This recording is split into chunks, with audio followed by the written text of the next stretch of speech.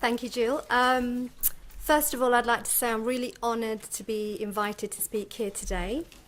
So, my name's Shaheen Larrieux. I'm a former chemical engineer and management consultant.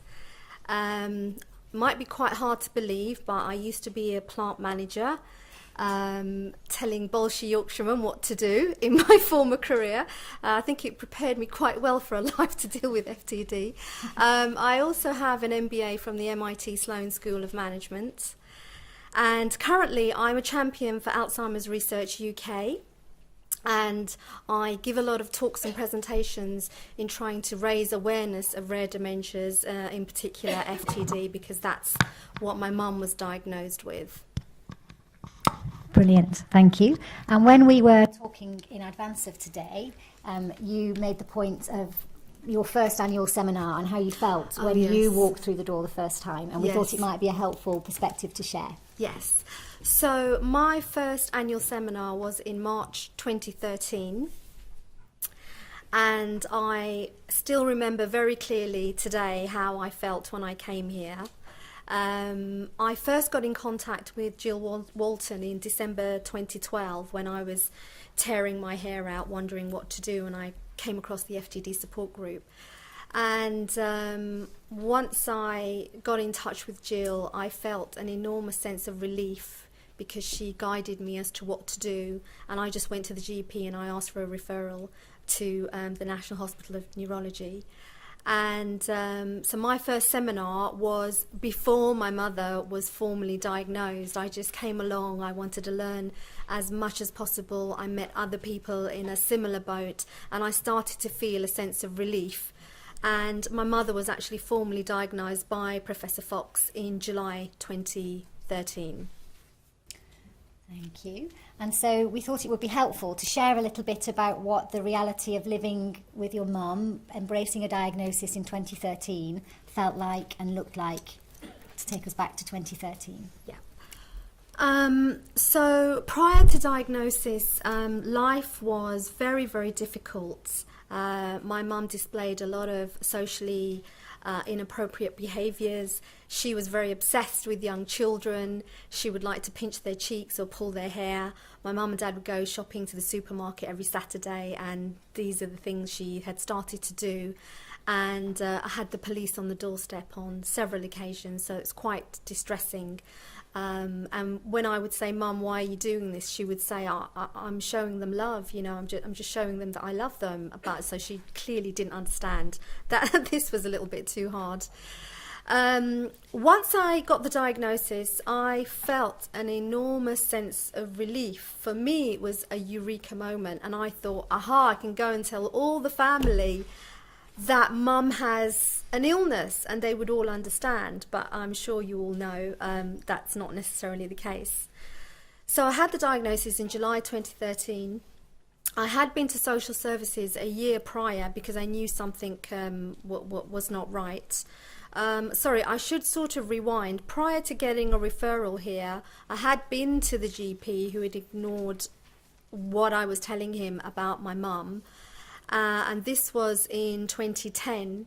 Eventually got referred to the local memory clinic in 2011, who diagnosed my mum with Alzheimer's and started her on Aricept, which is obviously the wrong diagnosis and the wrong drug.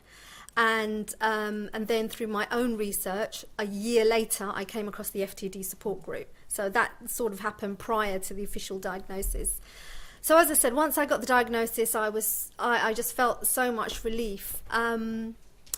But again, I'm sure you've come across this. Family members find it very, very hard to deal with socially inappropriate behaviours. And my dad in particular didn't react very well to my mum's repetitive behaviours, her obsession with time, her obsession with routine. And one day he just couldn't take it, and he actually hit her over the head with a stapler at the office. And I ended up going to my local MP to say that I've been ignored, I've got this diagnosis, you know, what do I do? And I was very, very lucky, because the minute he wrote a letter, you know, people started paying attention to me. So I finally fought for care, and then what happened was my dad collapsed and ended up going into hospital, and I had to stop my mum from going to the office on her own. And that was really, really distressful for me, because my mum would literally physically attack me at the front door, and she couldn't understand why I was stopping her from going to the office. She didn't understand what was wrong with my dad. She didn't understand why he didn't want to go anymore. So that was really, really, really difficult. I think at the time, I then spoke with you, Jill, and who very kindly put me in touch with Dr. Susie Henley, who is a clinical psychologist here. And when I met with Dr. Henley, it was another turning point in my life, because she understood FTD. I didn't have to explain anything. I got some specialist counselling. I was given an amazing set of tools as to how to develop some coping strategies for my mum and her obsessive compulsive behaviours. And it took a lot of work. It wasn't easy, but I just developed a lot of coping strategies.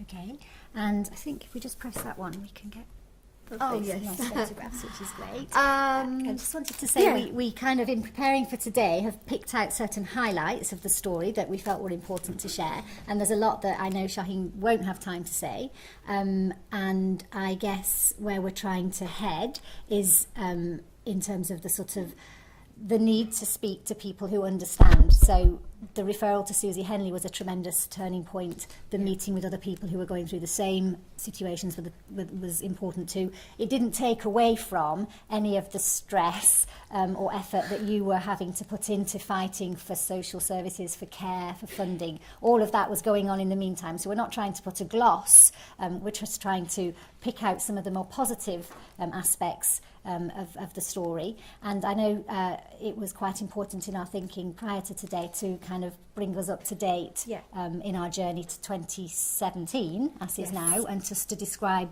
where that journey had gone. Yeah, absolutely. I must add that when my mum's behaviour was getting too difficult to manage, we did introduce a small dose of an antipsychotic, risperidone, and it definitely helped a lot. It may not be right for everybody, but in our particular circumstances it was right, because I felt that my mum was probably going to be sectioned at some point, and I didn't want her to be put in a psychiatric unit. So today, by the way, that's my mum and dad. They celebrated their 52nd wedding anniversary last year. That's my mum when she was 17, and that happens to be me, and that's our favourite picture of my mum and I. So you can see she looks very young, right? So out in public, when you're showing disinhibited behaviours, people will not necessarily think that you have dementia. They're just going to think you're just being really weird and probably try and attack you back. But today, I just wanted to say my mum lives a very happy life. She goes out every day with her carers. She's still integrated in society. She goes shopping. She goes to coffee shops. Her carers have become her best friends. We are very socially isolated now. Friends and family don't come to visit, so the carers bring life into the house, and you know, she's happy. That's really what I wanted to say. And there is no right and wrong way to deal with your individual case. I have devised my mum's own care plan. I recruit my own carers. I find very few agencies don't understand what FTD is all about. So it has taken a lot on my part. My high-flying career has had to take a major sidestep, but through my mum's illness, you know, I find that I'm doing engagements like this, which I find very motivational. People tell me they find it inspiring, and so I think I've, you know, forming myself a new career direction. So that's really the positive I wanted to leave with you today.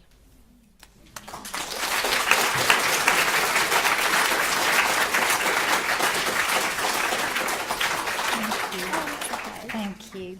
Can I just say one more thing? When I came across the FTD support group, there were two people who I was able to speak to at any time, and they're both here. Carol Ivy and Lynn Ramsey, and I just want to say I'm so grateful for all of your support. Oh, I'm going to get emotional now, sorry. That's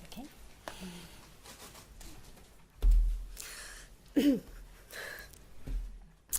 They listened to me for hours on end, crying on the phone. And I just want to say thank you.